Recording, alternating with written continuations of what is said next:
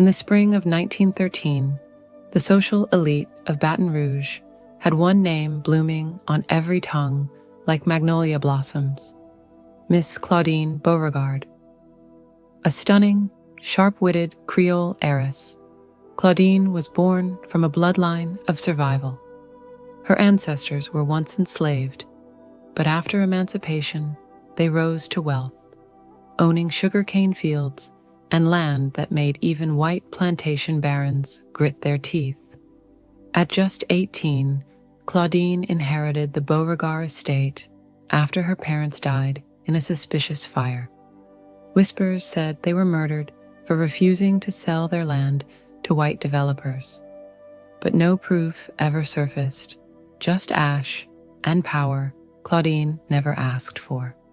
She ruled her estate like a queen, dressed in silks from Paris, adored by artists, lawyers, and men of status. Yet behind her beauty was a sorrow few could name.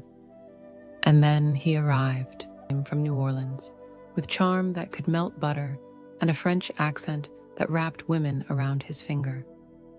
A doctor, a poet, a gentleman, with silk gloves and eyes full of secrets. Within 3 weeks, Claudine was engaged. The city rejoiced.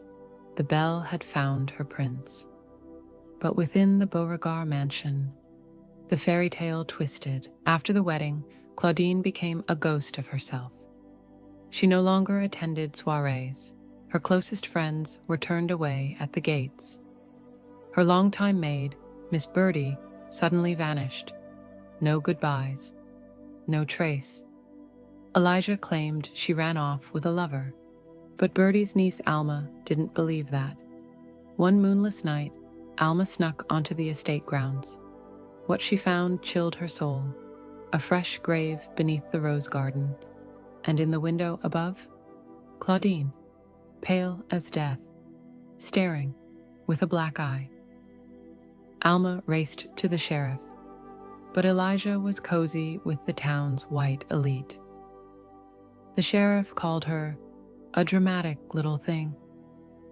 But even the devil can't hide forever, not under magnolia light. July 1914. The Beauregards hosted a summer feast that would become legend. Politicians, lawyers, socialites all sat under chandeliers and candlelight. Laughter floated through the garden like perfume. Then Claudine stood. A silk floral robe hugged her body. Her voice was soft, but steady. "I'd like to make a toast to husbands who think they can bury secrets in rose gardens." Silence. She lifted a tiny bottle from her pocket and drank. Elijah screamed, rushing to her. But Claudine collapsed, face pale, glass shattering beside her. Her last words echoed through the stunned crowd. "Check the roses, check the cellar, and check his damn medical bag." The next morning, Claudine was dead. But she didn't go in vain. Her cousins, powerful up north, forced an investigation. The rose garden revealed Miss Birdie's body. The cellar held 2 more maids, long declared missing. And Elijah's medical bag, poison vials, restraints, letters to other women. Dr. Elijah Thorne was hanged 3 months later. Claudine Beauregard became more than legend. Her estate was turned into a safe house for Black women escaping violence during the Great Migration. Her portrait still hangs in a Creole museum in Baton Rouge. And her grave.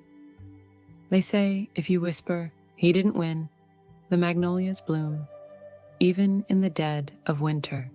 Some women are buried with secrets. Others are buried with power. Claudine Beauregard was buried with both. But she made sure the truth would never stay underground.